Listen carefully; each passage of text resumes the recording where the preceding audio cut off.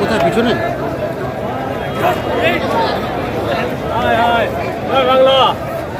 আপনারা জানেন আমি আর রবীন্দ্রনাথ চ্যাটার্জি দলের নির্দেশে শ্মশান ঘাট পর্যন্ত পৌঁছে তার পরিবারের প্রতি আমাদের সমবেদনা জানিয়েছে।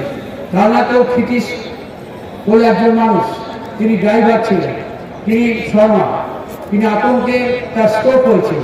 কালনা হাসপাতালে ভর্তির পর তিনি বাড়িতে ফিরেছেন। তার স্ত্রী, তার দুই মেয়ে, একজন কলেজে পড়ে, একজন ক্লাস 3-তে পড়ে। তার এই আতঙ্ক ছড়িয়েছে। একটা বিএলও মারা গেছে। এই যে মারা গেল, শুধু আমাদের বর্ধমান জেলার কথা বলছি,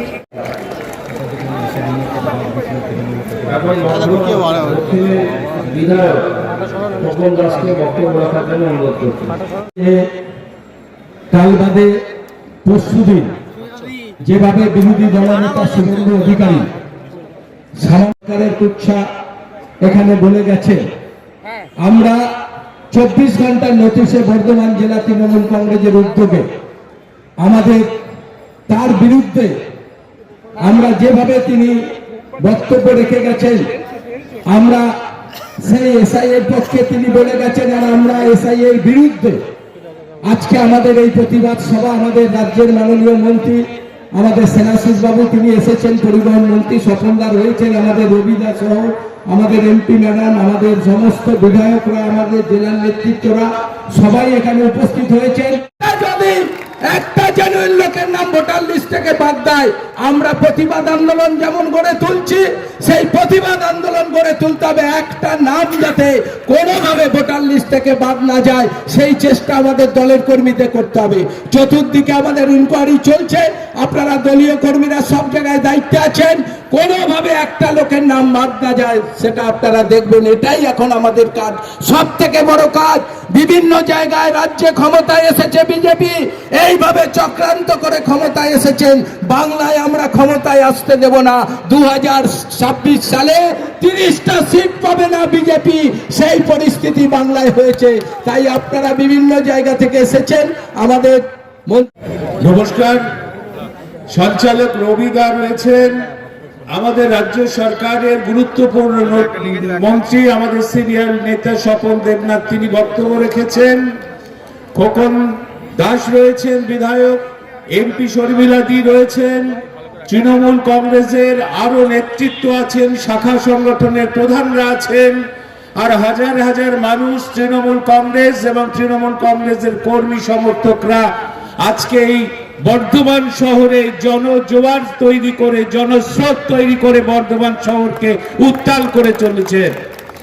এসআইআর এর সপক্ষে গত পরশুদিন বাংলার বিরোধী দলনেতা শুভেন্দু অধিকারী একটা মিছিল করেছিল। মাত্র 1200 থেকে 1500 মানুষ, তার মধ্যে বিশৃঙ্খলা, সাংবাদিকদের উপরে আক্রমণ আমরা সব দেখেছি। এসআইআর সমর্থনে এই শহরে মিছিল করেছিল শুভেন্দু অধিকারী। আর আজকে এই বর্ধমান শহরে তৃণমূল কংগ্রেসের 50,000 মানুষের হরপা বান শুভেন্দু অধিকারী সেই অপচেষ্টাকে ভাসিয়ে নিয়ে চলে গেছে। এটা বাংলা, এটা মমতা বন্দ্যোপাধ্যায়ের বাংলা, তৃণমূল কংগ্রেসের বাংলা। ভোটার লিস্টের নাম তোলা, পরিমার্জন, সংশোধনের কাজ চলতেই থাকে। একটা ভোটার তালিকা যেখানে পরিষ্কার পরিচ্ছন্ন ভাবে একটা ইলেকটোরাল রোল, নির্বাচক তালিকা তৈরি হবে, আমরাও চাই। কিন্তু এসআইআর এর কেন বিরোধিতা করছি? কারণ এসআইআর হচ্ছে নিবিড় ভাবে এই ঝাড়াই বাছাইয়ের কাজ। এটা 2 মাসে হয় না। 2002 সালে এসআইআর হয়েছিল, তার আগে 2001 সালে বিধানসভা নির্বাচন, 1 বছর পর।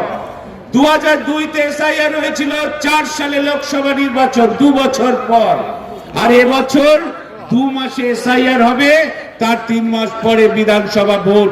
এত অল্প সময়ের মধ্যে এই ধরনের নিবিড় ভাবে সংশোধনের কাজ অবাস্তব।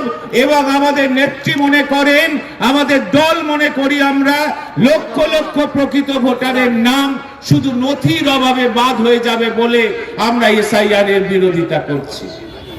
কোথায় পাবে নথি?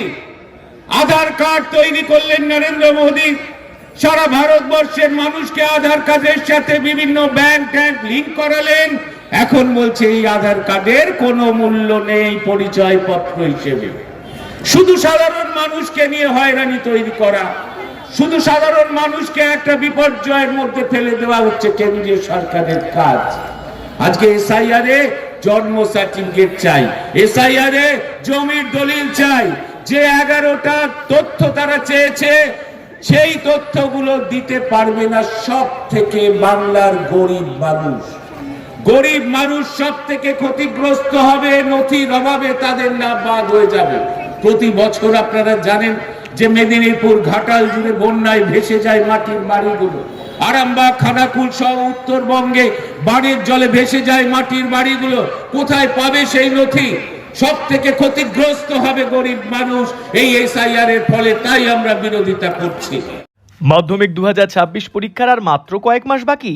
টেনশন হচ্ছে? আর টেনশন করার দরকার নেই। সাধারণ ছাত্রছাত্রীদেরও মাধ্যমিক 2026-এ 90% বা তার বেশি নম্বর পাওয়ার 7টি অসাধারণ কৌশল, যা তোমরা জানতে পারবে পাথফাইন্ডার মাধ্যমিক মক টেস্ট 2026-এর মধ্যে দিয়ে, এবং যা তোমাকে দিতে পারার কল্পনাও কেউ করতে পারবে না।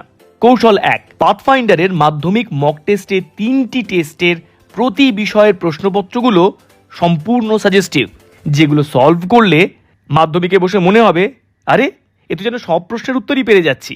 কৌশল 2, তোমার মক টেস্টের খাতাগুলি পরীক্ষা করবেন মাধ্যমিক পরীক্ষার অভিজ্ঞ হেড এক্সামিনারের টিম। এই দুর্লভ সুযোগ তুমি ছাড়া বোধহয় আর কেউ পাবে না। কৌশল 3, এই দুর্দান্ত প্রশ্নপত্র তো পাবেই, সঙ্গে সম্পূর্ণ প্রশ্নপত্রের আদর্শ উত্তরপত্র পাবে, এবং তার সঙ্গে পাবে ভিডিও সলিউশন, যেখান থেকে জানতে পারবে একজন স্টুডেন্টের উত্তর লেখার ঠিক কোন ত্রুটির জন্য তার নাম্বার কাটা যায়। কৌশল 4, মাধ্যমিক বোর্ড কর্তৃক সিক্রেট এক্সামিনারের ইনস্ট্রাকশনের ব্যাখ্যা, যা মাধ্যমিক পরীক্ষার্থীদের অজানা এবং সেরা রেজাল্ট করার জন্য মোস্ট ইম্পর্ট্যান্ট। আমাদের শিক্ষকেরা এটা জানাবেন শুধু তোমাদেরই জন্য। কৌশল 5, 2023, 2024, 2025 মাধ্যমিক পরীক্ষার প্রথম, দ্বিতীয়, তৃতীয় এবং অন্যান্য স্থানাধিকারী টপারদের সাথে কথা বলার এবং পড়াশোনা নিয়ে বারবার আলোচনা করার দুর্লভ সুযোগ। কৌশল 6, মাধ্যমিক 2025-এর প্রথম স্থান অধিকারী পাথফাইন্ডারের ছাত্র অদ্রিত সরকারের সমস্ত বিষয়ের পরীক্ষিত খাতা তোমরা দেখার সুযোগ পাবে, যা কিন্তু আর কেউ পাবে না এবং যা একান্তভাবে তোমাদের কাছেই থাকবে। কৌশল 7, মাধ্যমিক 2026 পরীক্ষার শেষ দিন পর্যন্ত যে কোনো বিষয়ে বারবার আলোচনা করার জন্য তোমার সাথে অনলাইনে থাকবেন বোর্ডের বিশেষজ্ঞ ও সেরা শিক্ষক শিক্ষিকা মণ্ডলী। কি বলো? এসব যদি সত্যি সত্যি পাও, মাধ্যমিক 2026-এ সেরা রেজাল্ট করা কি সহজ নয়? দিলে তুমি পাবে আরও 3টে চমকপ্রদ ও অবিশ্বাস্য উপহার, যেমন 2026-এ উচ্চ মাধ্যমিকের প্রথম এবং অল ইন্ডিয়া মেডিকেল এন্ট্রান্সে নেশন টপার রূপায়ণ পালের পরীক্ষার সমস্ত খাতা।